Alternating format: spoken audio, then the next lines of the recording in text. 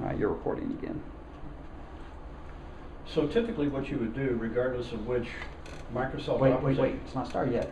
Oh, okay. Now it's started. All right. So typically what you would do, regardless of which Microsoft operating your system you're using, whether it be Microsoft XP or Microsoft Vista or Microsoft 7, you would need to go to the Start, whatever that particular device happens to be. Click on the Start. Find Run. Now this is located in a couple different places, but in XP it's very plainly right here at the beginning of the screen. In Run you would want to type msconfig and select Enter for OK. In a few seconds another set of blocks will come up on the screen, and they will contain the startup information for this particular booting operating system.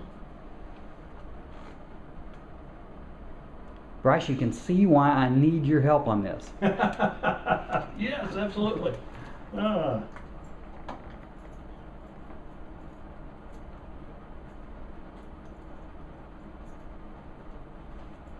we go. All right, as you look at this, you're going to see several different tabs at the top, starting with General, System INI, Win INI, Boot INI, Services, Startup, and Tools. We're going to be paying attention primarily to Startup. The Startup window, as you see, has a number of different items with check boxes on the left-hand side. The items that are checked are items that Windows has decided needs to be started up every time you turn Windows on. You'll notice that not all these boxes are necessarily checked. Even Windows is smart enough not to turn on everything. But going up here to the top to the items that are turned on, there are a number of items that never need to be turned on. I'll stop right here.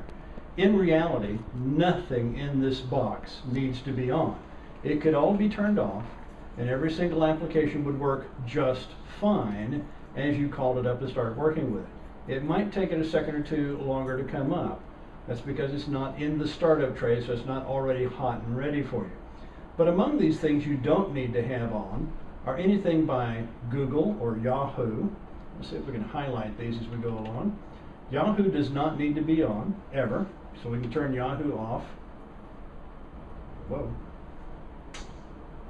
My mistake. We'll do that again. This cursor keeps disappearing on me over here, and I'm not seeing it.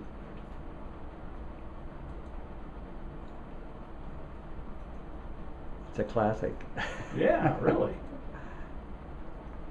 It's called Stump the Expert.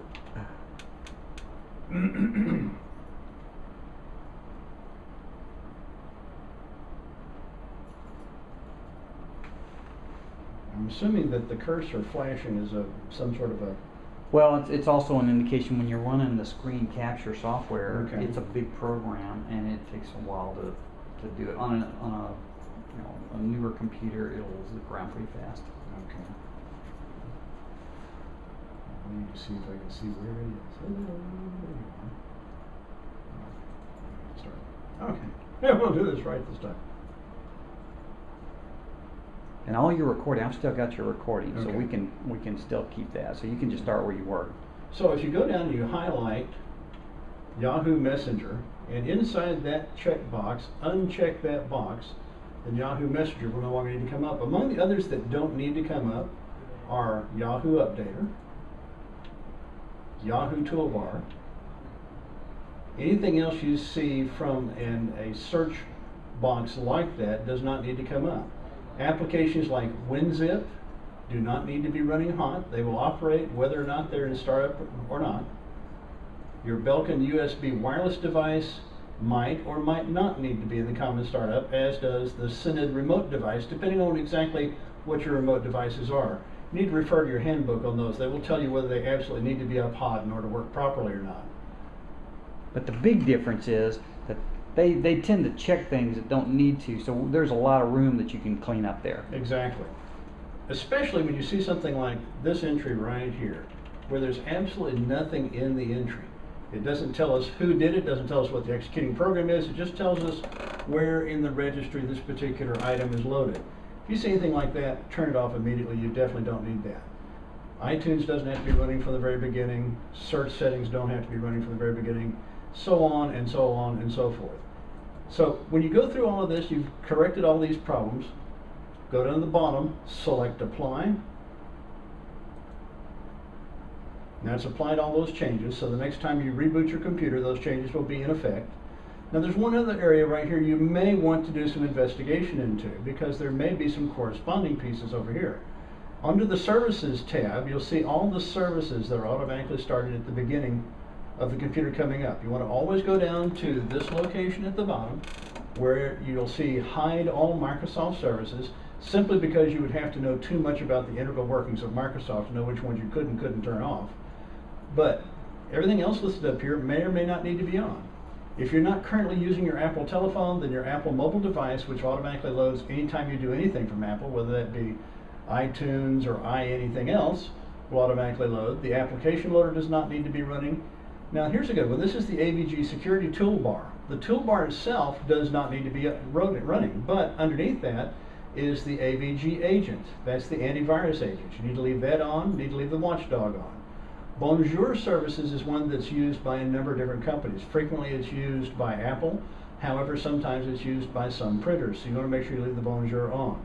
If you're running a Carbonite service or another offline backup service, you want to make sure you leave that one hot also. Seagate services typically do not need to be on unless you're doing a Seagate backup. Now here's a couple that we've recognized from a previous page. The Google Updater, the Google Software. Those do not have to be on in this particular location.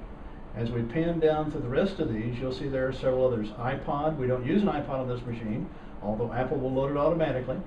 Java, if you're using Java applications, will need to be running. Process Monitor does not. Now here's an interesting indication here of another problem entirely. Evidently this particular computer is running two different virus scanning devices. You've got one from McAfee and one from AVG. That's a no-no because they'll cancel each other out in some of their capabilities, so always be sure to turn off the second one if you know what your primary is. The rest of this you can pretty well leave alone. Select Apply. It'll take it a second or two to grab all those applications, say OK, and then select Close. Now when you select Close, it's going to restart your computer. Please feel free to go ahead and let it restart. This will assign all the changes you have made, and you should notice almost instantaneously that things are working much faster than they were when you started. Go ahead and turn around and reface the camera now. That very simply is a really quick and easy way for you to clean up a large part of the slowdown in your computer. If you find that anything in there causes you a problem, so that something you were expecting to run faster doesn't run the way you want it to, just simply go back into MSConfig, recheck that checkbox. The checkboxes will remain there whether they're on or off. Turn it back on, restart your computer, and everything will be working as normal. It's always safe to turn those off and turn them back on. You will not affect any application. Bryce, big question for you. Yes, sir. Not everybody's going to be up to, they may not want to do this kind of stuff themselves. They may need some help. How do they get in touch with you? Really easily. You can reach me on my cell phone at any time. I'm at 832-257-6763, 832-257-6763. Always leave a message. If I'm with a client, I'll go check my messages immediately and get back with you as quickly as I possibly can. Also, if it's something you just have a question on and you don't need help immediately with, you can get hold of me via email. You can reach me at bryce_howe@gmail.com. bryce_howe@gmail.com. Super. Thanks, Bryce. Appreciate it. Thank you very much.